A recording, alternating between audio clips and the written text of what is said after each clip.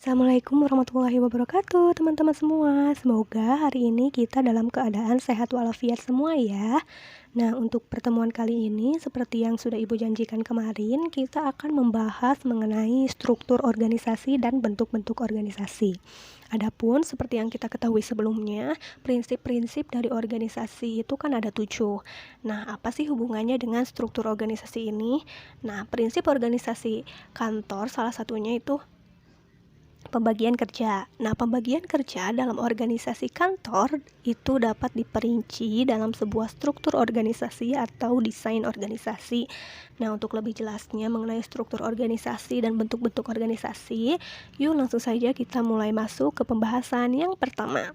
Pembahasan yang pertama mengenai definisi struktur organisasi. Struktur organisasi dapat didefinisikan sebagai suatu kerangka dan tata susunan perwujudan dan pola tetap hubungan antara tiap bagian, fungsi-fungsi, serta posisi atau orang-orang yang menunjukkan kedudukan, tugas, wewenang, dan tanggung jawab yang berbeda-beda dalam suatu organisasi. Nah, dengan demikian, pembagian tugas dan wewenang tersebut dapat berjalan dengan baik tanpa adanya tumpang tindih. Berikut ini adalah pengertian struktur organisasi menurut beberapa pendapat ahli. Yang pertama, Robbins mendefinisikan struktur organisasi sebagai penentuan, pembagian, dan pengelompokan pekerjaan secara formal. Yang kedua, Ivan Savage mendefinisikan struktur organisasi sebagai proses penentuan keputusan untuk memilih alternatif kerangka kerja jabatan, proyek pekerjaan, dan departemen.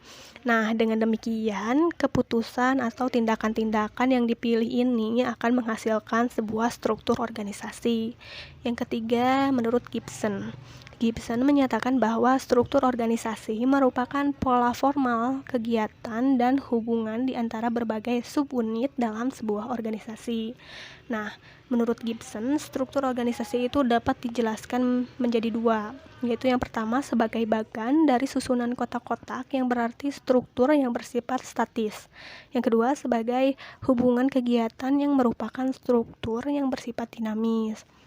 Adapun pengertian struktur organisasi yang keempat menurut Mullins mendefinisikan struktur organisasi sebagai pekerjaan dan tanggung jawab, aturan kerja dan hubungan, serta jalur komunikasi. Menurutnya, pembentukan struktur organisasi dapat membagi pekerjaan antar anggota-anggota organisasi dan mengkoordinasikan aktivitas-aktivitas yang dilakukan sehingga semua anggota organisasi dapat diarahkan untuk mencapai tujuan organisasi. Pendapat yang terakhir menurut Wagner dan Hollenbeck. Mereka mendefinisikan struktur organisasi sebagai jaringan yang relatif stabil dan hubungan antara personel dan tugas dalam membentuk sebuah organisasi. Selanjutnya adalah fungsi struktur organisasi. Nah, fungsi atau kegunaan struktur organisasi dalam sebuah organisasi antara lain sebagai berikut. Yang pertama, untuk menjelaskan kedudukan seseorang dalam struktur organisasi, sehingga nantinya mudah melakukan koordinasi di setiap bagian dan fungsi orang yang dipercayakan dalam suatu organisasi. Yang kedua, untuk menguraikan pembagian kerja. Nah, yang nantinya akan memudahkan pimpinan untuk melakukan monitoring dan pengendalian. Uraian tugas yang jelas bagi bawahan juga dapat membuat mereka lebih fokus untuk melaksanakan suatu pekerjaan. Yang ketiga, untuk menunjukkan hubungan antar bagian atau posisi dalam melaksanakan tugas dan tanggung jawab. Yang keempat, untuk memberikan gambaran tanggung jawab setiap anggota terhadap pimpinan atau atasan yang telah memberikan wewenang yang harus dipertanggungjawabkan. Materi yang kedua mengenai bentuk-bentuk organisasi. Nah, berdasarkan pola hubungan kerja, alur, wewenang, dan tanggung jawabnya, struktur organisasi dapat dibedakan menjadi bentuk-bentuk berikut ini. Yang pertama, bentuk organisasi garis atau lini. Dalam bentuk ini, organisasi dibagi ke dalam unit-unit kerja pada tingkat atau jenjang yang diperlukan. Wewenang dari pucuk pimpinan akan mengalir langsung kepada para pemimpin unit pada tata jenjang organisasi. Nah, setiap pemimpin unit akan memegang wewenang dan tanggung jawab penuh terhadap bidang kerja unitnya. Nah, sebagai pegawai pada unit tersebut akan menerima instruksi dan petunjuk langsung dari pimpinan unit dan langsung mempertanggungjawabkannya. Pada bentuk organisasi garis atau lini ini, lalu lintas wewenang dan tanggung jawab berjalan secara lurus dan vertikal melalui saluran tunggal sehingga bentuk struktur organisasinya lebih sederhana. Contohnya bisa kita lihat sendiri pada gambar berikut ini. Adapun kelebihan dan kekurangan dari bentuk struktur organisasi garis atau lini. Kelebihannya yang pertama, kesatuan perintah akan lebih terjamin karena pimpinan berada pada satu tangan. Yang kedua, proses pengambilan keputusan dapat berjalan lebih cepat. Dan yang ketiga, rasa kesetiakawanan antar pegawai akan lebih tinggi karena lebih saling kenal. Sementara kekurangan dari bentuk struktur organisasi garis lini ini, yang pertama, seluruh organisasi akan sangat bergantung pada satu orang. Nah, jika pemimpin tidak mampu memimpin kelangsungan organisasi tersebut, dapat terancam jatuh atau bahkan hancur. Yang kedua, biasanya pemimpin cenderung otoriter. Dan yang ketiga, pegawai lebih sulit untuk berkembang. Yang kedua, bentuk organisasi garis dan staf. Pada organisasi garis dan staf, pimpinan organisasi mengangkat tenaga staf untuk membantu pelaksanaan semua pekerjaan yang sangat luas.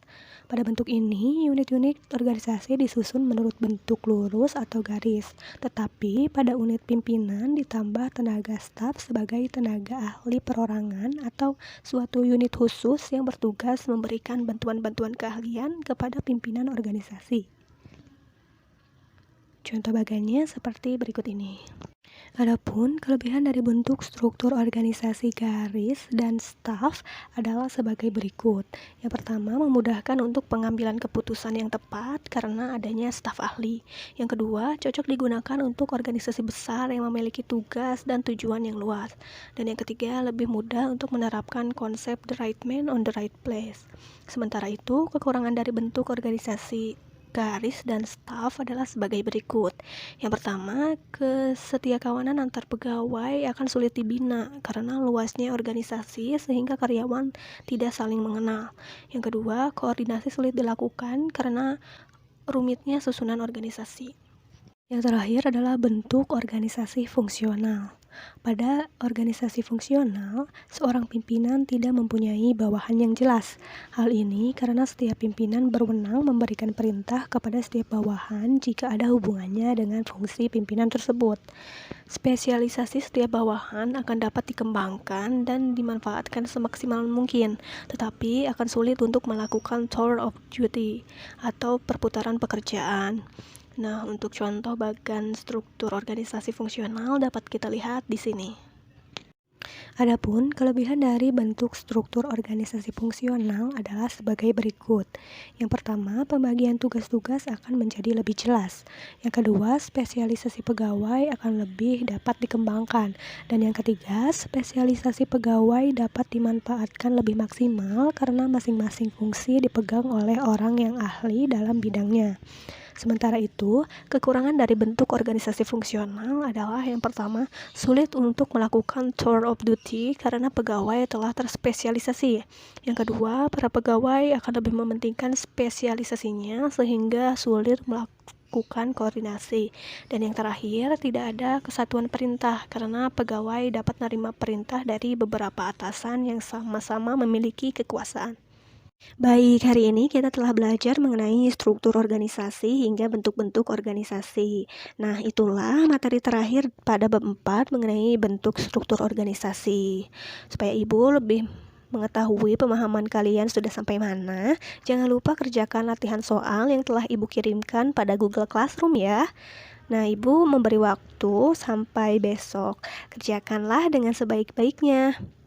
Nah, untuk pertemuan berikutnya atau pertemuan minggu depan, kita akan mulai memasuki bab kelima mengenai fungsi-fungsi administrasi. Untuk itu, persiapkan, baca-baca, dan Ibu tunggu kehadirannya minggu depan. Terima kasih. Wassalamualaikum warahmatullahi wabarakatuh. Semangat terus!